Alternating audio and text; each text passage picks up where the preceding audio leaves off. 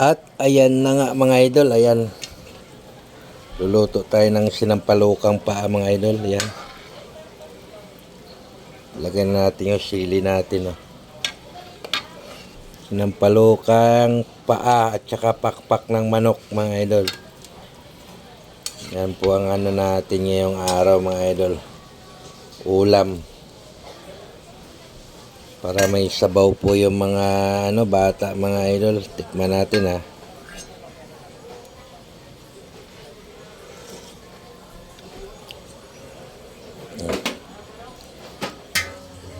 Mapiyay nanam nin.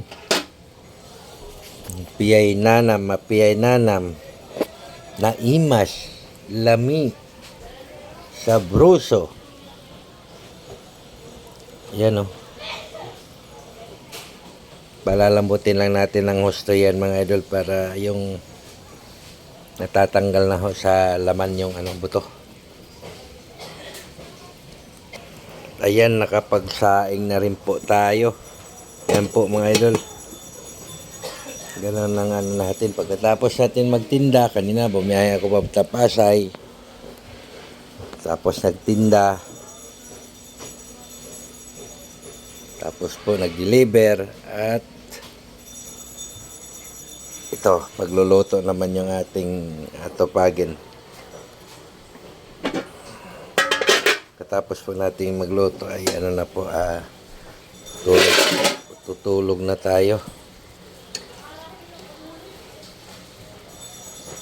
At medyo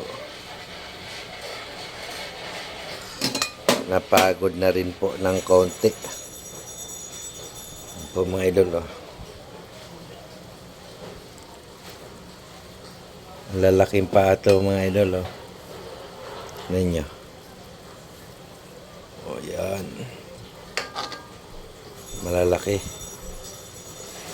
Pinili kasi yan ni Mrs. para pagka gusto kasi niyang magluto ng mag-ulam ng paa, ganyan po. Pinipili niya yung malalaki. At masarap nga naman, mataba.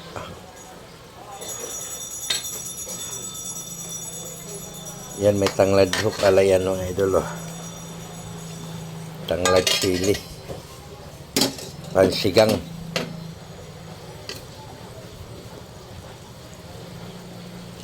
Ng pakpak po ng manok yan, ang kahalo niya mga idol. Yan, oh. Pakpak ng manok. Yan po. Good morning mga idol.